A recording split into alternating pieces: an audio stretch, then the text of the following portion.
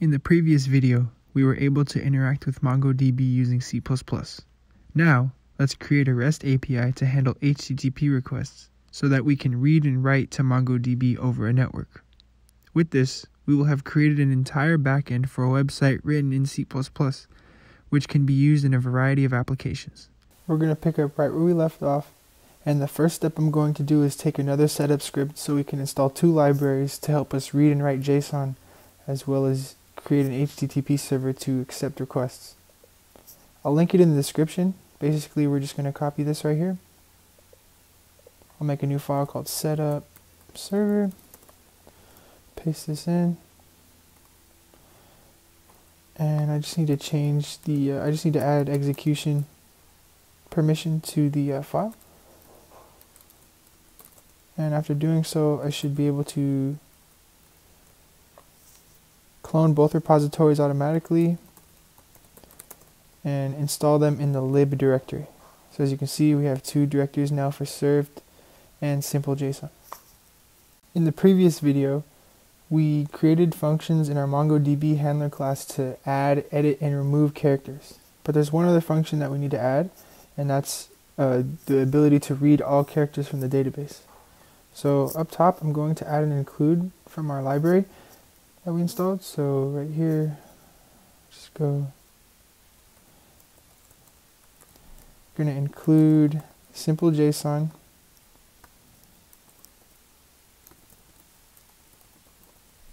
and then json.hpp. And then coming down here, we're going to add our function, which is going to remove or return the JSON type. So JSON, and I'm just going to call it get all documents. It's returning all the documents in the characters collection. So very similar to above, we need to create a collection variable. And that's just DB with, remember, K collection name. And then we also need a cursor.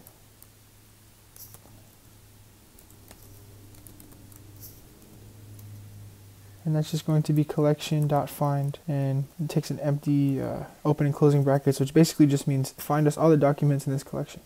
Then I'm going to create a JSON result variable. And I'm going to assign the characters field in the result JSON variable to a type array, since we're going to return an array of documents from MongoDB. And we need to check the condition for if the cursor or the query return nothing. So if cursor.begin, meaning the beginning of, this iterator or cursor that was returned, as long as it's not equal to the cursor.end, then we know that there's something that needs to be read from MongoDB. There's values that were returned. And I'm just going to iterate over every document in the cursor. So for auto doc in cursor, we're going to do result characters, remember that's the array, and then I'm just going to append using the mongocxx library to JSON, and then I'll pass in doc like that. And then after all of that, I'm just going to return result. There we go. Just took a minute to refresh. Now back in our main file, remember we have all these tests. I'm going to go ahead and create some new tests for us so that we can read the database after adding characters, removing characters, and updating them. This code is from the previous video, so I'm going to just remove it. And then let's add some new characters to our database. So mhandler.addCharacter to DB. Let's add Mario. We haven't done him. And then we'll give him learning. He's character size medium, and then we'll just give him 0 wins for now. The next person we'll add, we haven't done a girl character yet, so let's put Daisy. And I believe she's also K medium, but we'll give her 90 wins. Let's say she's really good. And then below, we're just going to print, make sure we've included IOStream at the top. And we're going to do std cout mhandler dot get all documents, and remember we store all of the documents to the characters field, and then we're just going to add a new line after we print that out. And let me enlarge this, and everything looks good. You're going to also want to have two tabs open. For example, here And here, let me just clear these so we can start over. So you want to have MongoDB running in the first tab, which is with MongoD. And then over here, on the second tab, just run Mongo. And this brings up the shell. So we'll just type in show DBs. We have learning mongocxx that we've created in the last video. Do use learning mongocxx. And then if we do db.mariokartcharacters.find, we might see any existing values. Let's clear them for now with db.mariokartcharacters.remove so we can start fresh. See that it returns 2 removed. And then if I do a find again, you see it returns nothing. So back here, let's go ahead and compile this. And we might get some compiler warnings due to the serve library having a file that has a bunch of different goto statements in it. For now, we can just ignore this. This is just for learning's sake. So once these go away, we should get the printed out values from the database after we added Mario and Daisy. So here we go. You can see that it printed out an array, and the array has 2 fields, which is the first one's Mario. His size is medium, he has 0 wins. And then Daisy, her size is medium, and she has 90 wins. And we can even go back here and verify that this is correct. So for example, when I do Mario Kart characters.find, you can see that what we've printed out here reflects what's actually in the database. So our get function works. Now let's add our class that will handle all the server logic for our HTTP server. So in the include directory, I'm going to add another file called http server.h. And it's going to follow a very similar pattern to the previous headers that we've written, where at the top we have a include guard with pragma once. And then a couple of things that we're going to need is first IO stream, and we're also going to need string. After doing that, some of the library headers that we need are first simple JSON.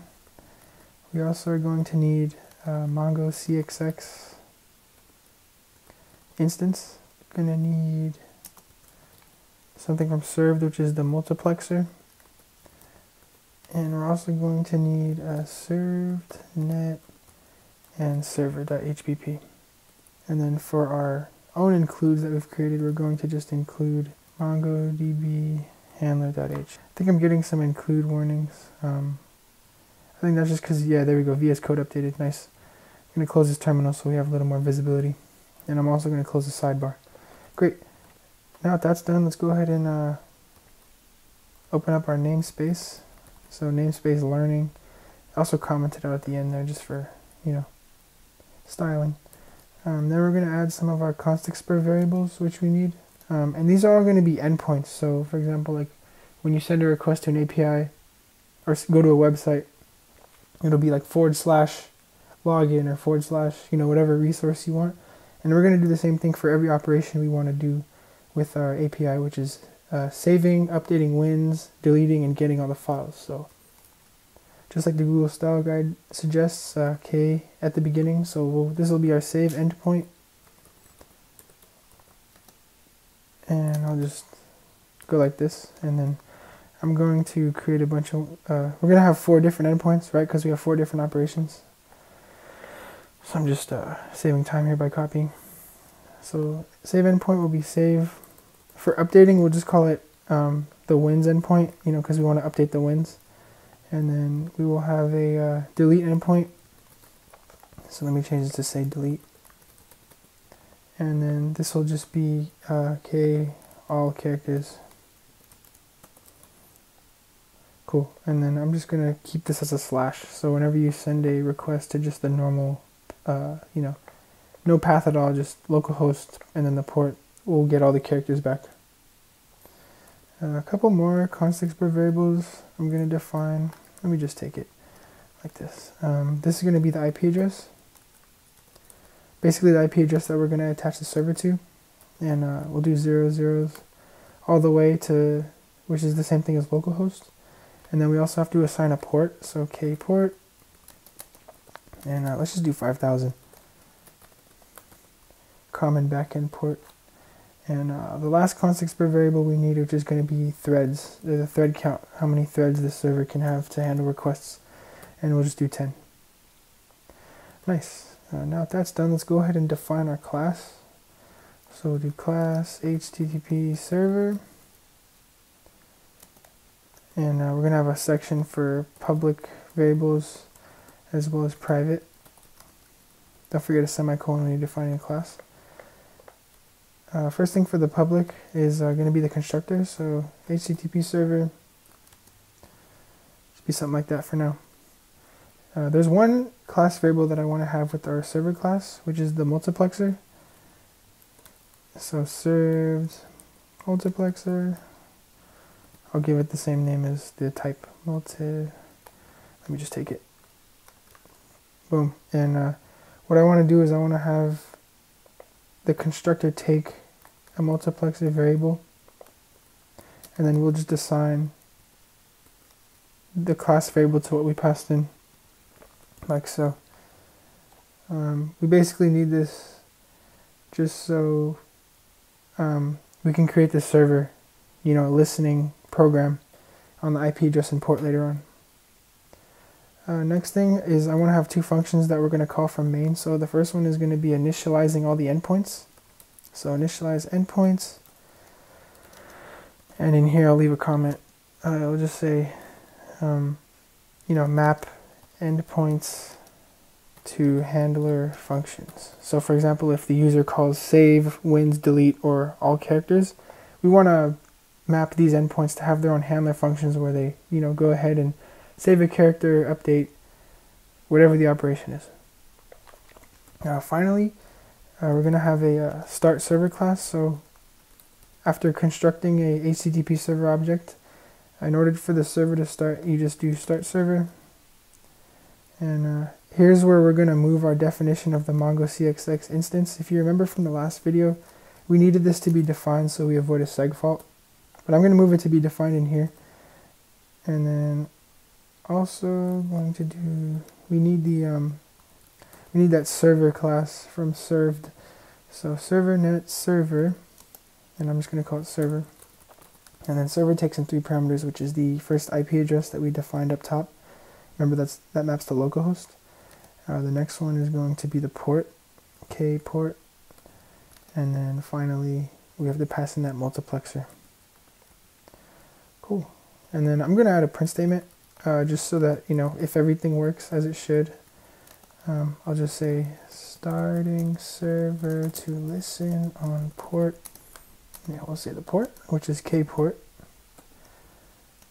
And then I'll just add some ellipses there. And then let's just add a new line here. Great, so our start server class is done. Oh wait, sorry, there's one more thing I gotta do, which is server.run. And then that's where we take in the threads variable. Boom, okay, so our start server class is done. And like I said up top with the initialize endpoints, we're mapping these, string endpoints to their handler functions. And I think it's easier to read if we defined the handler functions for each endpoint above, like so. But I won't fully build them out yet. I'm just going to define them. And they're each going to return a lambda function. And if you don't know what that is, I'll go into more detail in a moment. But first, I'm just going to define the 4 functions. So the first one is save character to MongoDB. Next one will be update wins. Basically just kind of following the order of definitions here. So we'll do a delete handler. And we'll do auto get all characters. Like so. Now let's go ahead and build out these handler functions. All of them are going to be very similar, where we're returning lambda functions. Starting with the save character to MongoDB function, we're going to return a lambda that captures 2 variables by reference. The first one is going to be served response, and we'll just call it response. That's the variable that we're going to write to when responding to the client. And then served request, and let's make this constant since we shouldn't really be modifying the request. No need to. And then that's just the requests parameter like that. And inside, don't forget your semicolon. let's see, make sure we have all of our includes, which is great. Let's go ahead and just leave some comments for what we want to build. So let's read the body of request, take each parameter, or take each field needed from request, right? Because request is going to send in things like name, size, and wins, and then we're going to call, you know, MongoDB handler, and then basically return if the insert was successful or not.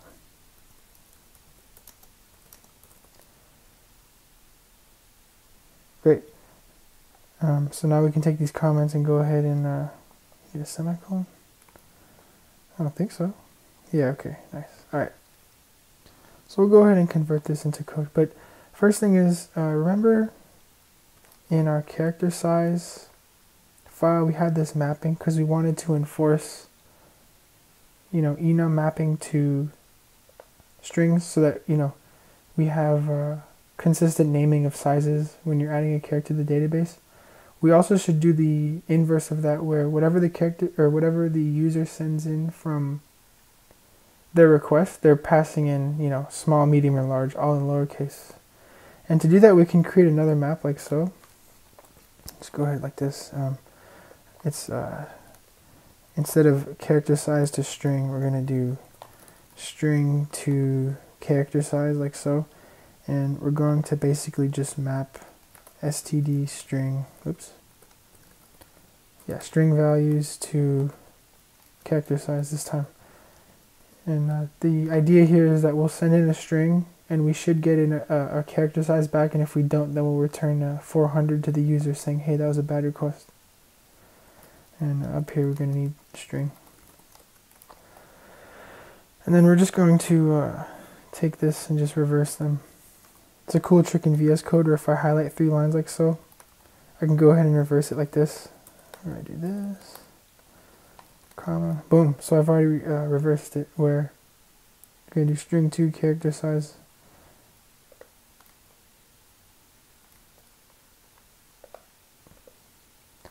Not sure why this isn't saving. There we go. Okay, so as you can see, it's just the inverse of this, and we can't use char pointers here because they would compare the address of the pointer instead of the value that we're sending in. That's why we have to use a string here. Anyway, so back here we're going to read the body of the request, and we're going to just use the JSON library. So JSON, I'm going to call it request body, and that'll be equal to this function JSON load, and then we're just going to pass in request dot body like so, and then let's just do,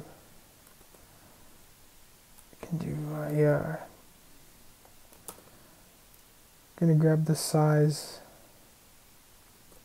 Do we need to, I mean, we just basically, I want to compare the size before we do anything else, because like I said, if they send an invalid value, then there's really no point in going on. So I'm gonna just do auto maybe size, and what maybe size is gonna be, it's gonna be an iterator, but I just don't feel like writing it out, so I'm just putting auto, and that's gonna be string. Also, do we let's include that up here since we need to include character size dot h. So now it's gonna be string to character size dot find, and then we're going to pass in request dot body, and then we can just access the size parameter, and then to string like so. Boom. And then we just need to do an if statement, which is going to check if the return value is valid. So if maybe if it's equal to the end string to character size dot end, So if maybe size is not found, this statement will be true. What we're going to do is we're going to return a response. But to return a 400, which translates to bad request in HTTP terms, you can do served, response, stock reply, and then I'm going to pass in a 400 because that means bad request, and then we're going to pass in the response variable, which was defined up here. So this is true if it's bad, but if it's okay, we're going to continue on. We're going to take each field needed from the request, and we're going to call MongoDB handler from the data. And I'm going to just do bool insert successful equal to, let's just do mhandler dot add. Oh, sorry, you also have to define mhandler, right? So let's go ahead and just define it right before. So MongoDB handler, mhandler. No need for parentheses there. So mhandler dot add character to DB, and then we're going to send in request body. I'll show you how we can set these parameters when we test out our HTTP server, but for now, this will mean the character name, and we'll do toString. The next parameter will be, let me get rid of this, it'll be maybe size. Remember, that's an iterator, so it'll be second, because that'll be the enumerated type for the size. And then finally we'll do request body wins, and then just do toInt, because wins is an integer variable. Go ahead and format this. So doing mhandler add character to DB. On a new line I passed in character name, the enumerated type, and then wins toInt. Then we'll go ahead and going to either return a 400 or a 200 depending on if it was successful or not. So insert successful. We will just do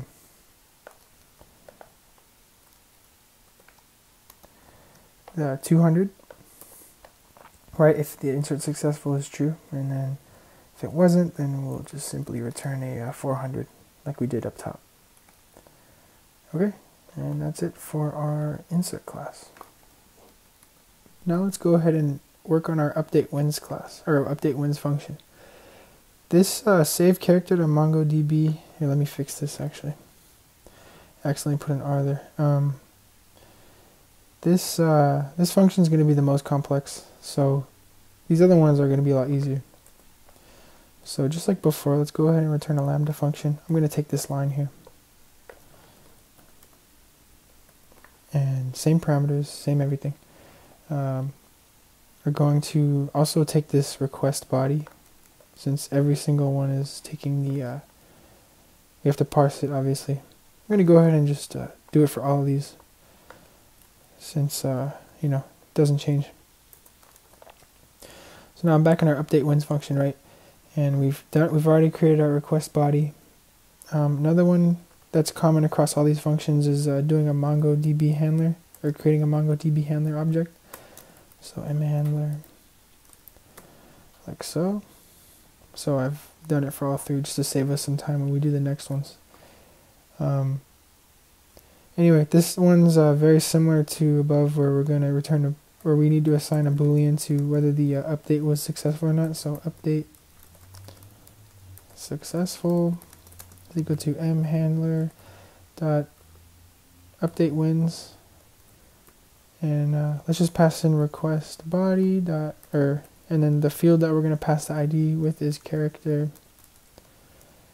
ID, and then I'll do toString like so.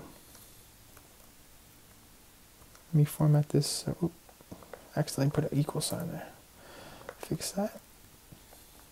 Okay, once that's done, go ahead and you know, basically just return just like this. I'm going to take it, save some time.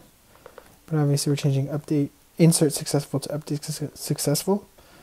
And watch this, just for the remove, it's the same thing. So I'll go ahead and instead of update, it'll just be remove character from DB. Let's go ahead and do it like so.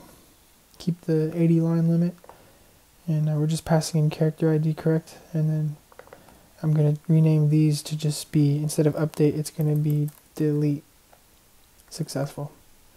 And then finally, for our get all characters function, this one's slightly different. We're going to use std o string stream, like so. And I'm going to create a variable called stream. And we're basically going to take stream and pass in all the documents that were read from the database. Let me comment this out, and we got to go ahead and assign a variable to all the documents. So we'll do JSON all documents, under mhandler, right? So all documents will be equal to mhandler dot get all documents. And then after we've created our stream variable, we're going to go down here and just do, let me rename this. Okay, all documents, cool. Stream is going to take in all documents, and then response is just going to take in stream.str. There you go, it's done. So that was pretty fast. We did update, delete, which are very similar. Then we did our get all characters function. So now let's go ahead and just initialize all of our endpoints. You do remember that we have our multiplexer in here, which gets passed into when we create our server. And here's where we're going to use it. So we're going to do multiplexer dot handle, which basically means when you get a request at a certain endpoint, so for example ksave endpoint, if you get a post request there, we're going to just call save character to MongoDB like so. And it's very similar again. So now what's the next one? Kwins endpoint. What do you think's next? It's going to be update wins. And then for the delete endpoint, delete endpoint, it's just delete handler. And then when we get a request at all characters endpoint, it's just get all characters. Boom, it's that easy. Before we go ahead and test out our HTTP server, I wanted to change a couple things in here. I noticed some mistakes. The first one being in our initialize endpoints function, the all characters endpoint, it makes more sense if this is a get request instead of post. Next, in the get all characters function, we never use this variable, so I'm going to just remove it. And then in our update and delete handlers, I think it would make more sense if we update this and this to be 404, because it makes more sense to return a 404 if we didn't find, or if the update wasn't successful or the delete wasn't successful because the user passed in an invalid character ID. And then finally, at the constructor, I forgot to give this variable here a name, so I named it multiplexer right here so that this all checks out. Once that's done, let's go ahead in our main.cpp file, and we can really simplify this so that we can get our HTTP server running. I'm going to remove everything in main. We don't need this print result anymore. And we only need two includes. The first one is include served multiplexer, and then the next one that we need is our HTTP server class, of course. And I'm going to first initialize served multiplexer, like so. Give it a name, of course. And then I'm going to initialize learning HTTP server, and I'm going to just call it HTTP server, like so. And remember, it takes in one parameter, which is the multiplexer. Once that's done, let's go ahead and do HTTP server dot, remember, initialize our endpoints, and then HTTP server, we're going to do start server like so. And then that should be good to go. This was from testing earlier, so I'm going to recompile this now. And after some time, it should compile. In another window I have Postman open, and we're going to make use of this to test each of our endpoints, make sure we get 200 responses and 404s, and also get appropriate data back. So now going back here, I'm just going to wait for this to finish compiling. And we can see that we got our print statement right here. So our server's ready to go. So now back in Postman, I'm going to enter the URL of our server, which is http localhost:5000. Hit send. And you can see that we get our response. The JSON response has one field called characters, and inside we have Mario, who is size medium, and then we have Daisy, who is also size medium, who has 90 wins, and Mario, he has 1 win. I tested it out earlier, I gave him an extra win. But anyway, I'm going to go ahead and let's test out our next function, which is wins. So change this to be post. I'm going to do wins. I'm going to steal Mario's character ID right there. And we need to pass in a body here. I'm going to change this to raw. And we're going to pass in character ID. We'll map that to what Mario's ID is. And the way that we access that in HTTP server down here is like so. So when we update wins, we take the request body, which was parsed as a JSON value, and then we just send it into our MongoDB handler. So let's go ahead and hit send. And we did get a 200 OK response. I'll send it again a couple times. You can see that I sent it 4 times. And when I request our get all characters, we see that we have 5, which is pretty cool. So we know that works. Now let's test what happens when we send in a invalid value. So instead of 8082, I'm going to do 8000. And this ID doesn't exist, obviously, so let's go ahead and just hit send. And we get a 404, which is great, because right here we know that this code is working correctly, where if the ID isn't found, return 404. Now let's go ahead and do our delete handler real quick. So let's delete Mario. So localhost 5000 / come up here. Remember, what's our delete endpoint? It's just delete. And then I'm in the body character ID. Let's pass in Mario's. We get a 200 OK, meaning Mario is deleted. And that means that if we send this again, it should be 404 since this ID no longer exists. So let me send it. Nice, we got a 404. And let's do a check again. You can see that all we get back is Daisy, which is awesome. How about that? We wrote a HTTP API in C++. There's only one more thing that we got to test out, which is adding a character to the database. So change this to post. What's the endpoint? Save, right? And then in our body, change this to raw. We're going to pass in our JSON values like so. The first one is, I'm just going to go down here for the name. So character name. Let's go back to good old dry bones. And then size, he's small, obviously. And we'll give him, how many wins should we give him? Let's give him 47 wins. Okay, so if I hit save, or if I send this save request, we should be able to save dry bones in the database. So I'll hit send. We got a 200. Very cool.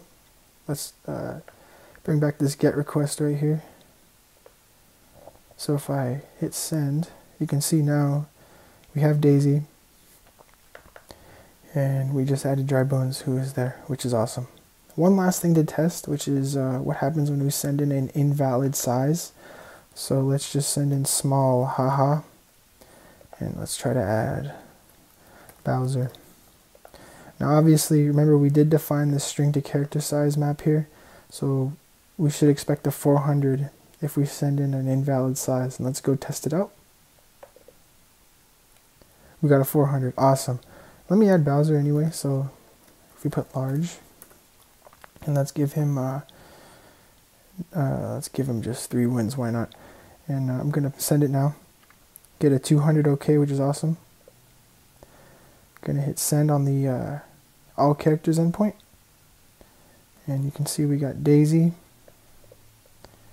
we have Dry Bones with 47 wins, and we have Bowser, who's size large with 3 wins. Awesome, we're done.